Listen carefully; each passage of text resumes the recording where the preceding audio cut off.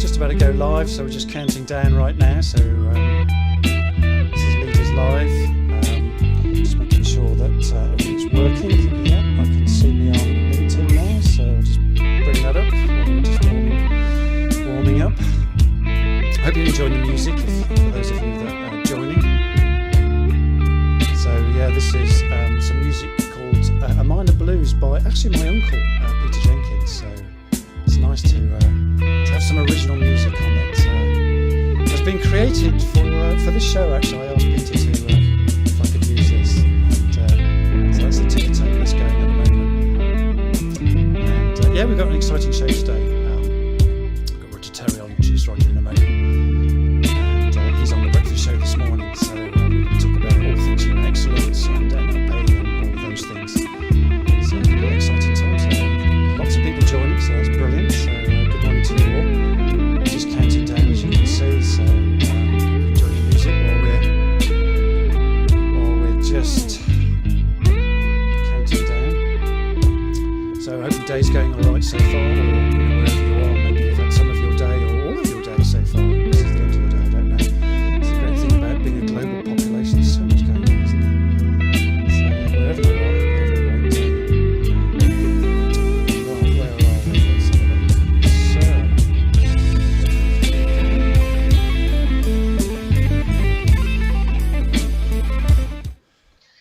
Okay, right, turn Roger back up. Okie dokie. So, well, it's a Tuesday morning here in the UK. It's just after 8:45, and we are live streaming on LinkedIn, YouTube, Facebook, and Twitter. And hello, Paul Kenny. Great to hear you. We can't hear your music. Oh, okay. Thank you for that. Right, I'll need to fiddle with that to make that work for you. Thank you. So good morning, good afternoon, good evening, wherever you are in the world. Welcome to Leaders Live Breakfast Show in the UK. So quick teaser for you folks. Would you like to be able to have even more engaging conversations and relationships with other people from all walks of life, especially those that we work with, right? And wouldn't it be great if we could simply train our brains to become masters of our own destiny?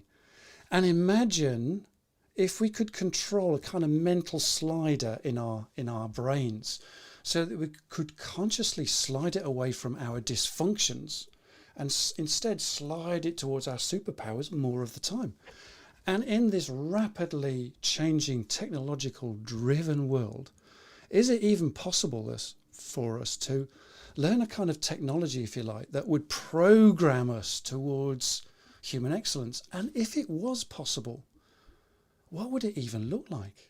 What might it sound like, and how would it feel like? We're going to get to all that lot, folks, in the next 30 minutes or so. So if you don't know me, I'm Andrew Jenkins, and this morning I'm joined today by the awesome Roger Terry. Oh, so good morning. Good morning, everybody. Well, I'm really pleased to be here. Brilliant. Let me just give you a round of applause, shall we? Oh, great. Ta-da! I love your technology. Paul Kenny says, well, the music's all right now. Hope you can hear me okay, everybody. Just let me know if the noise levels are all right. We'll come back to Roger in a moment. Let me just get rid of that so I can see what I'm doing. Okay, so we'll come back to Roger in a moment. Look, we've been building a lively crowd over the last few weeks on our weekly Leaders Live breakfast show. We've had Dr. Ian Price on, we've had Derek Stewart, the adventurer, we've had David Heiner talking about massive goals, we've had Katie Maycock talking about diet and nutrition, we've had Mark Fritz talking about high performance, we've had Claire Richmond talking about all sorts of things, and Guy Danes talking about sales strategies, and Denise Roberts talking about books. We've had a fantastic time. And good morning, Irfan, and good morning, Paul Kenny. And good morning, Andrew and Roger, says Irfan. So that's nice. Thank you. So, as always, please interact on this channel with the comments and likes, as you're doing already. So please carry on with that.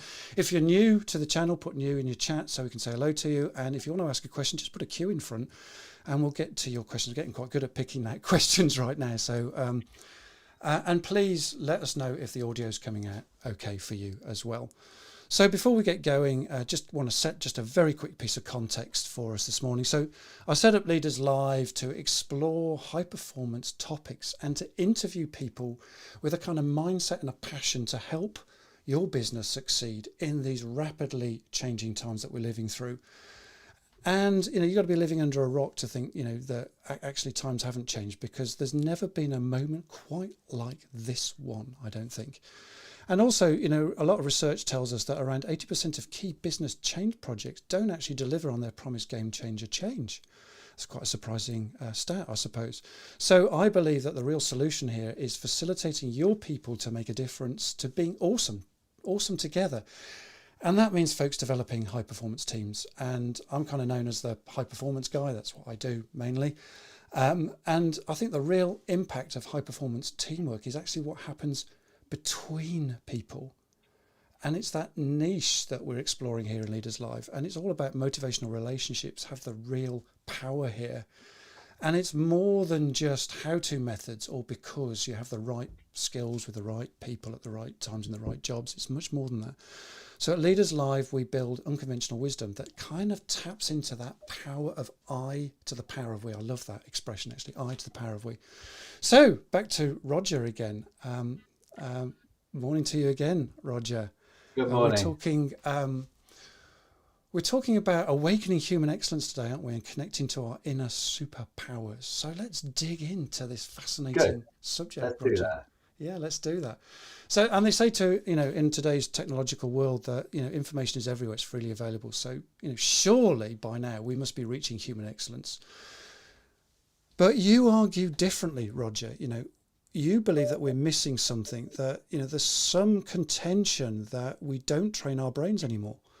But surely, as advanced human beings in the 21st century, we don't need to access our memory systems anymore. We once spent thousands of years developing and handing down generation by generation. With Google, do we really need to train our brains anymore? Take it away, Roger. Over to you. That's a good introduction. Do we need to train our brains? Yeah. I do think that over the last, I've been working in this area for about 25 years in terms of human communication and the neuroscience and the neurolinguistics of how we do that. Yeah. And what with our computers, we're using them as our memory. Yeah. But it's actually, they are one of the key things here is that computers are great for storing stuff. But it is a bit like putting stuff in your garage. Right. when it's in your garage, you open the door and it's going to look exactly the same as it did when you put it in there. Right. But we've got in between our ears the most massive supercomputer. Right. It's a biocomputer. It's not a garage. So when you put information in there, of all sorts of different, the unconscious mind begins to integrate it, and it begins to do things with it. But then it's a question of we're kind of a bit lazy now. I think we don't bother to put things into our memory because we've got computers, we've got paper and pen. But if we do a little bit of historical stuff and go back to before we had an abundance of paper and pens, then memory systems right from the Greek times are really important. Right. In order for us to remember stuff. But the thing is, when we put stuff into our mind using a memory system of some sort, and we can talk about what sorts of memory systems are available, our biocomputer will actually do work with what's in our brain, and it will produce things. It isn't a garage. You open the garage door, everything's the same. Yeah. So when we put stuff into our minds, then that integration process happens at an unconscious level. It's not a conscious process, it's an unconscious process. And then what happens is it gets output in response to a circumstance. Okay. In response to something in your life. As leaders, everybody has to respond to emergencies, difficulties in business, in life, and your ability to output a response is reliant on what you've stored in your brain, how you trained your mind with different things.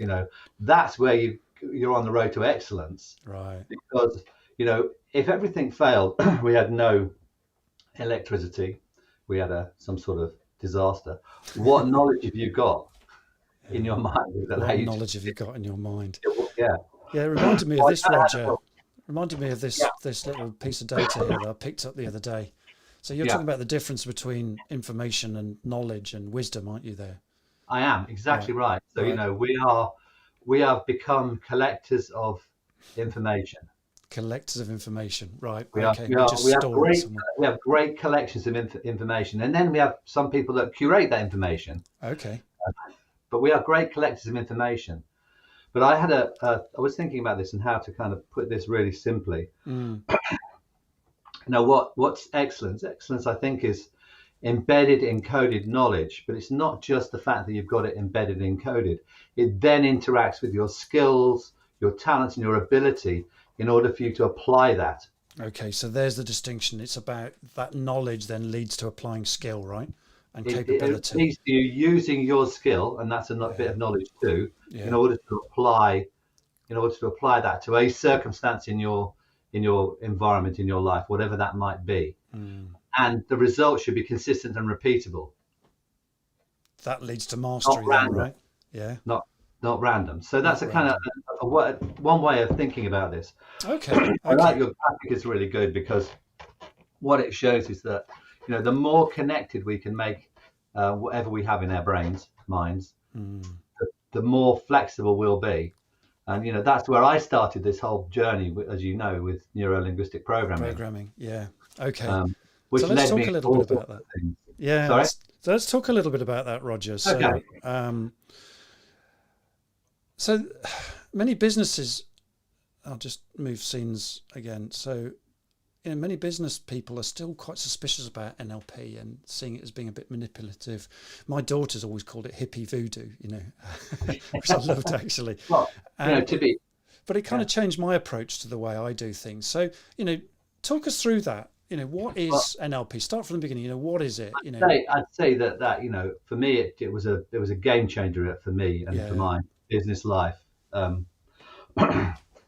So what's interesting about NLP? It was kicked off by these two guys, Bandler and Grinder. Okay. Before NLP came along, and yes, it came along in the early 70s. After the flower power boom, when people suddenly became interested in human consciousness. It wasn't just NLP, but there were lots of human consciousness explorations going on at that time. Right. But Bandler and Grinder came at it from a different perspective. Bandler's a physicist, Grinder's a linguist. So before this time, most people were psychotherapy, well, probably psychiatrists to be fair. Yeah. Jung, Freud. And mostly they looked at the human condition from a perspective of dysfunction and how do we fix people. So we have this kind of dysfunctional, dysfunctional area where that was where people were looking. Bandler and Grinder did something quite different. They focused on high function. Yeah.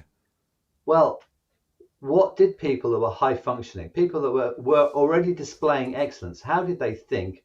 How did they behave? And what did they do?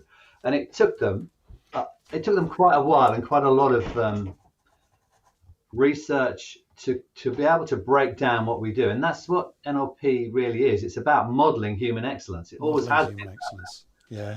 From that modeling is a spin-off of all the techniques, the recipe book that people kind of associate NLP. There's a recipe book, there's all of these techniques. But that's actually really just a spin-off from modeling human excellence. Yeah, so that's just kind of a low chunk, really. But the high, when you look at it from a higher chunk, what is it?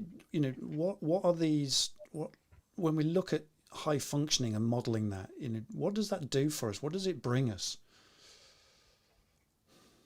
It allows us to. Well, let's say it all starts with your senses. Right. The only way we have of taking information in is through our senses. Okay, so that's where it all starts. Okay. We start to understand that actually everything is encoded inside us in relation to our senses. So if we have you can do a little thought experiment and think of a happy time, and you might get a picture of that coming back. You might get some feelings, or you might get pictures and feelings, or you might get a sound of what was playing at the time. Okay. Because everything's encoded with our senses. So one of the things with NLP, the first thing it does is it opens up your sensory channels. And that's a really key part. And it's often really missed in NLP training. If you don't open up your sensory channels, you're not going to get you're not going to get enough information in. Quality information. And quality information, because you're also trying to focus on the things that are important, not the things that are unimportant. So that sounds like it's more than content. I'm wondering whether we focus too much on what's going on and how that thing made us, what happened, and when we look at that event, say an upsetting event or whatever, and we go back and we replay it and replay it and replay it, and we regret that. But actually, what you're saying is not actually about the content; it's about how you're feeling about it, it's how you represent it in your mind. Talk us. Absolutely, content is there. That's the story. We all have stories. We tell each other stories. Yeah. Good or bad. And they're useful for learning stuff. Yeah, Dominic. That's correct. Keyhane, he says the study of the structure of subjective experience. Yes, that's Sue Knight. Absolutely. Yeah, we've all read that. Well, a lot of us have probably read that book. I read it many, many years ago. It's a great book, isn't it? It's a good book. It's a useful book, and it's a useful way to think about it. Yeah, the more you understand your subjective experience and how your brain and mind processes things and how you store things, basically you end up learning how you learn. Yeah, absolutely. So it's more than just a content. We know how we learn. That takes us on the path to excellence, because we're no longer at school where we just get fed with information. We have to work out how we process information. What's the best way to do that? And that's something that we come to, and when we start to do that, we can actually step on the path towards excellence. I mean, excellence is not a finite thing. It's a moving goal. You won't reach it because there's always somewhere else to go. Absolutely, we continue to develop throughout our lives, right? As Jung said. Really, are you stepping on the path of excellence where you're going to continually develop that, and it's going to be a lifetime of development, not just something. Okay, I'm going to do it for 3 years, and I'm going to arrive. That's not how it works.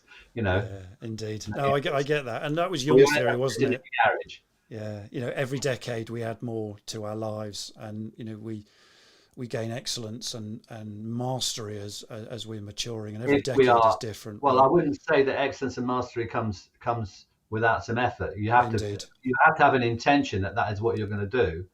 Otherwise, you're just going to collect whatever you collect, because with no discernment. So one of the things with NLP is, it's about discernment. What are the things that you want to? What are the things that are going to be useful for you to discern out of a particular set of circumstances? Yeah, indeed. And just talking about discernment, Dominic says here, like anything we learn, you don't become it, and therefore those that represent it, its power, and use it for selfish manipulation are representing themselves when learning NLP. It must be through you and not. It must be through you and not you through it. Okay, I kind of get that. Yeah, and that is a good, it's a good comment. This is about embedded encoded knowledge. Yeah, and Dominic's got to drop off now, but he talked about the subjective experience. What is that subjective experience? Can we put it into words so people understand it a bit?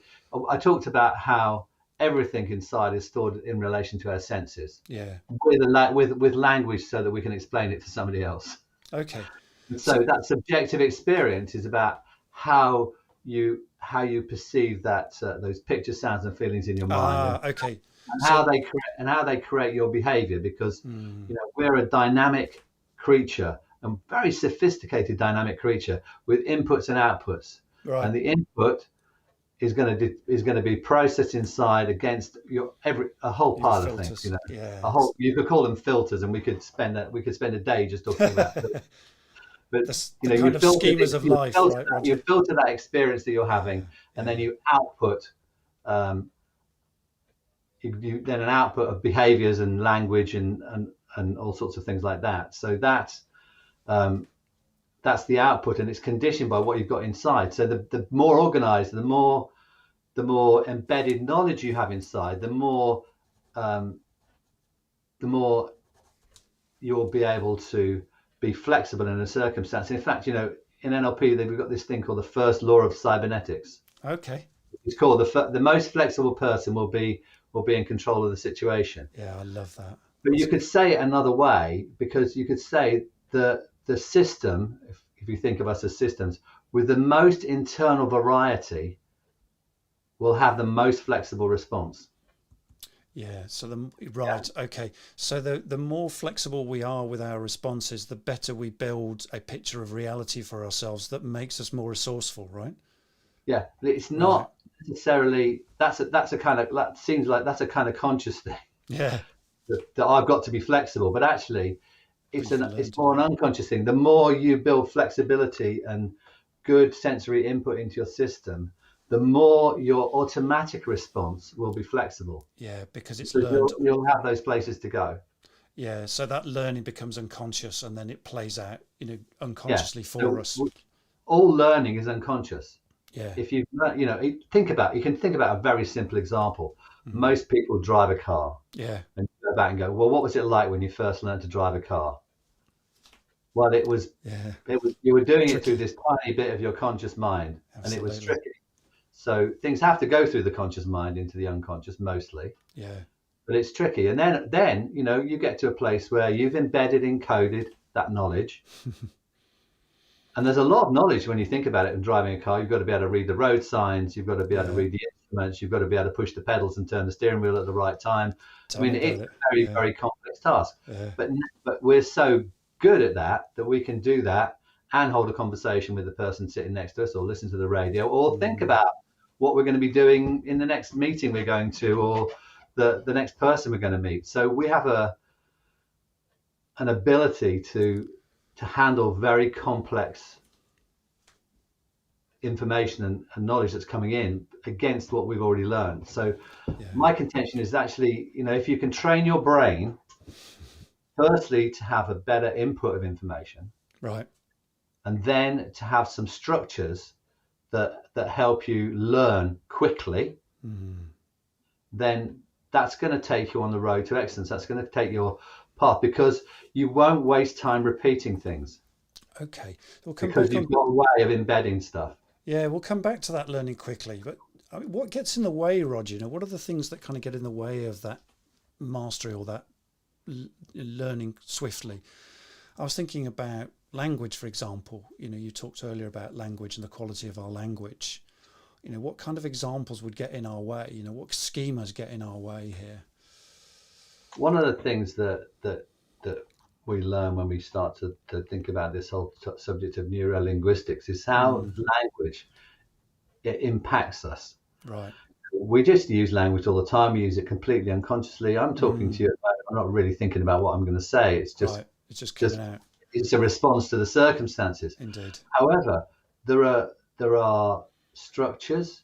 There's the structural part of language, which is what Grinder was able to bring to the party. Right. That says, I suppose the easiest way to say it is, where does your brain go with certain words? Whether you hear them from an external source or whether they're inside you. Yeah. And some very simple things that we could talk about. Whenever you say the word but, what you're doing is you're negating, you're putting a subtraction in to what's gone before. Yeah. So it's all very well, but you've just... It's all very well, but I like your idea, but yeah. So in terms of us being, more excellent at communication, even that one thing, a small word, but will break a rapport which we've developed, or we'll not necessarily break it in two, but we'll weaken it. So what word could you use instead of but? Well, the easiest word to use instead would be and. And, indeed.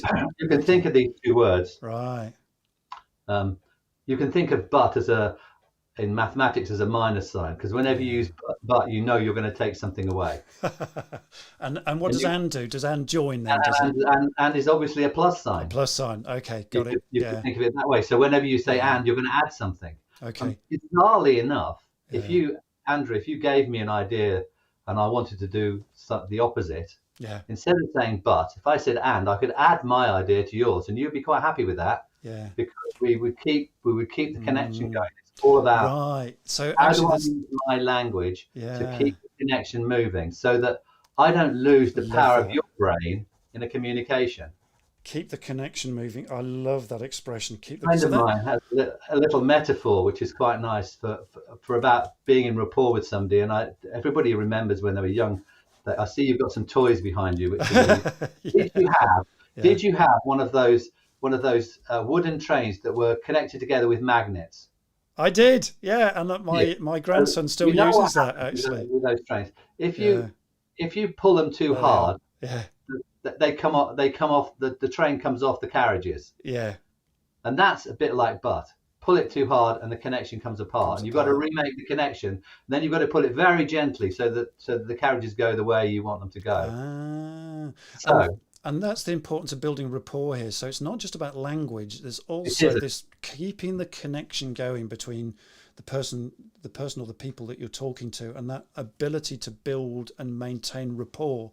Keep the connection going. I love that. Keep the connection moving. Connection. And that, this is very simply, the simple keys in terms of the neuro-linguistics that we've been talking about. The keys are open your senses up. Yeah. Learn how to build rapport and maintain it. Right. And maintain it with whoever you're with, even if the person you're with is not your favorite person. Because if you're going to be a leader, you're going to end up working with or having people work for you that you don't immediately gel with. So you have to learn how to make a connection with those people so that the whole team works really well. There's some real fundamentals here, aren't there? Talking about building rapport and what you've just talked about, and getting on with people that you might not necessarily naturally want to have an affinity to.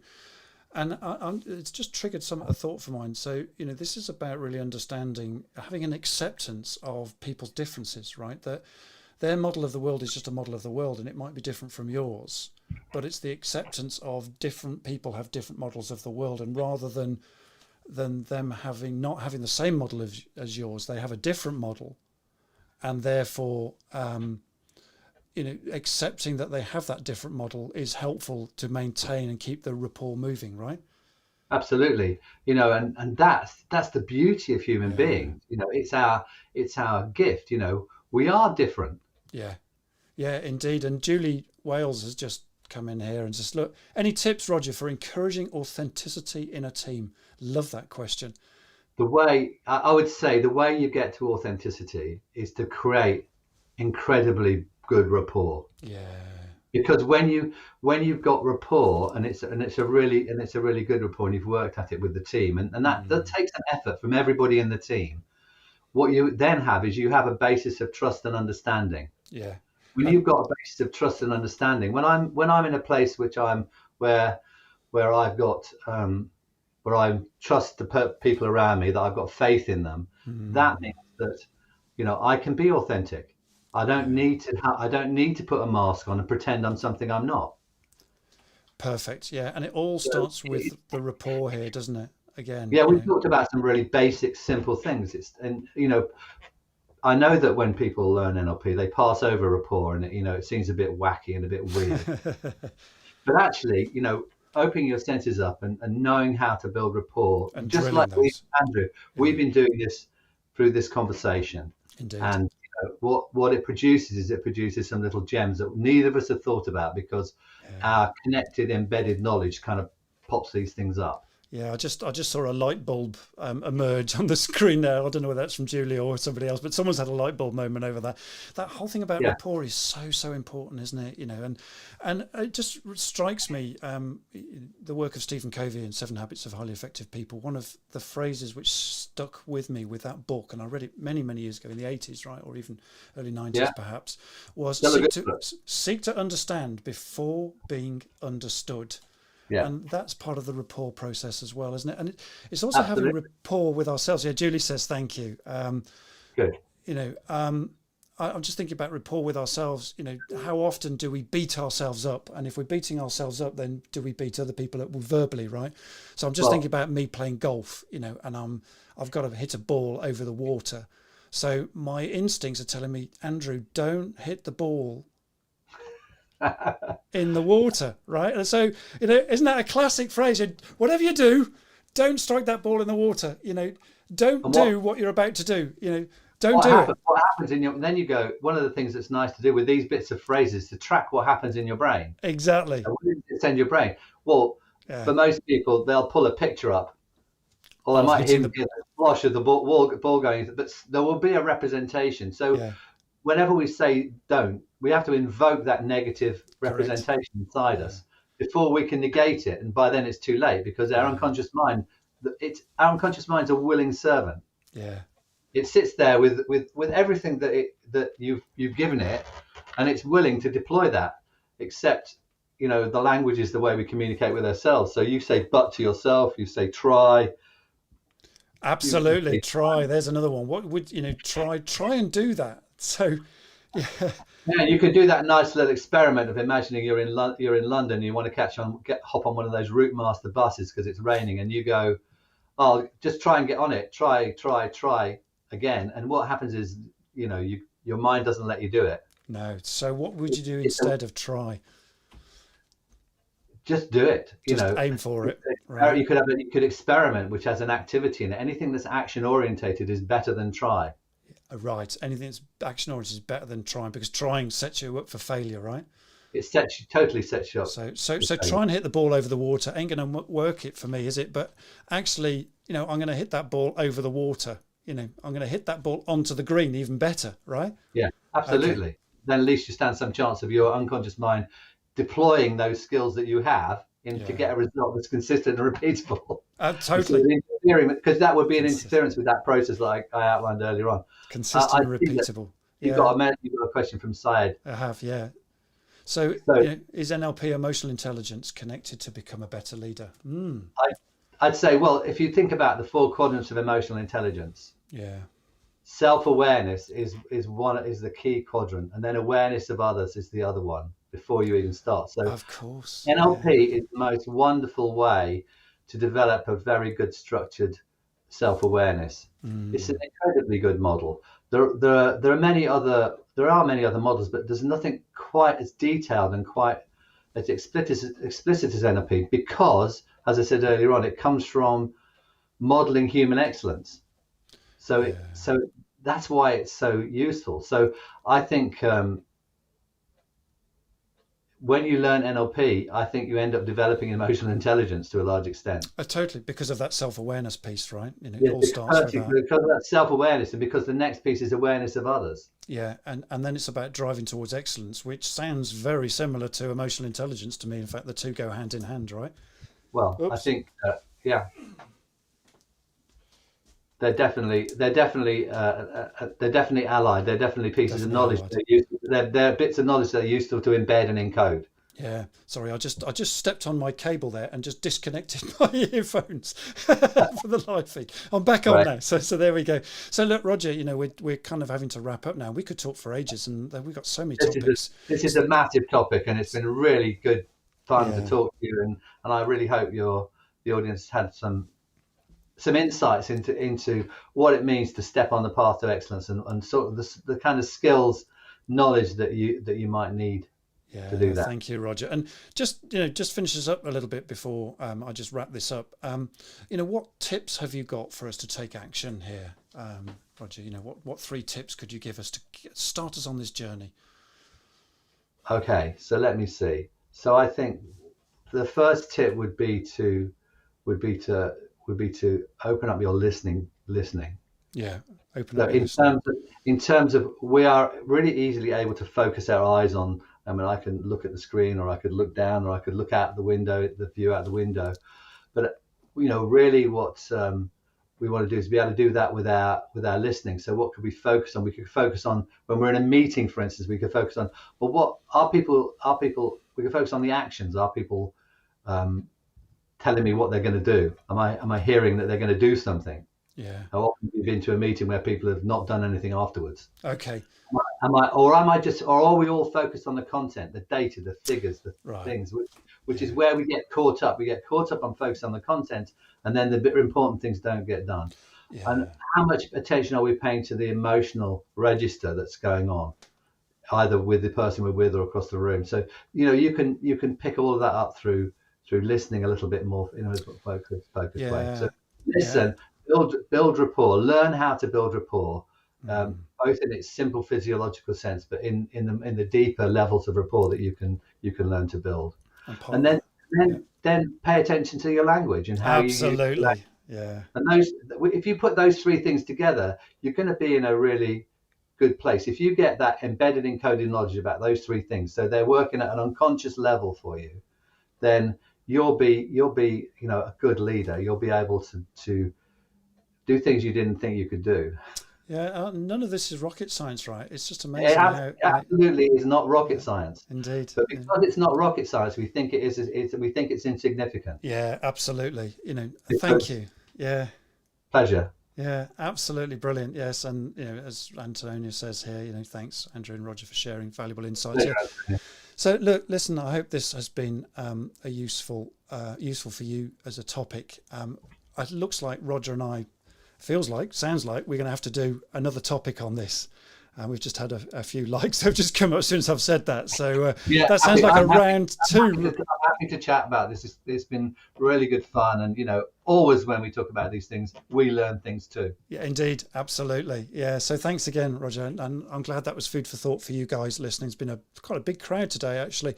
Lots of comments. And by the way, look, if you're seeking to know more about NLP for your business, please contact, either Roger or myself, because we're potentially going to hook up and do some exciting things together this year. We've just been talking about that earlier during the week and what things we could possibly do together. So you can either contact Roger or myself for that. And Side says thank you here, by the way.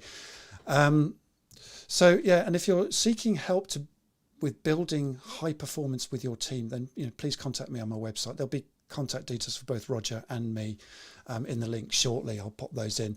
And also, look, if you're an SME business owner, CEO who's finding it lonely at the top, then please feel free to contact me about joining our Inspired CEOs community. I can tell you a lot more about that. You'll see it on my LinkedIn profile. And Roger will also be a game changer conversation guest for our Inspired CEOs in the autumn, talking about spiral dynamics. And if you've ever heard of spiral dynamics, that's a cool subject. And Roger will be opening that topic. And perhaps that's our next topic that we could talk about too on Leaders Live and spiral dynamics. So as I said, the links will be available shortly in the feed. Next week, I'm going to be interviewing Tiffany Kemp about negotiation and contracts. Look out for that. So that's all, folks. It's a goodbye from me, and it's a good day from Roger. So goodbye. Just bring Roger back on again. So there we go. So thanks again, everybody, for joining in. And we'll see you again shortly. So thank you very much. Cheers for now, everybody. Bye-bye.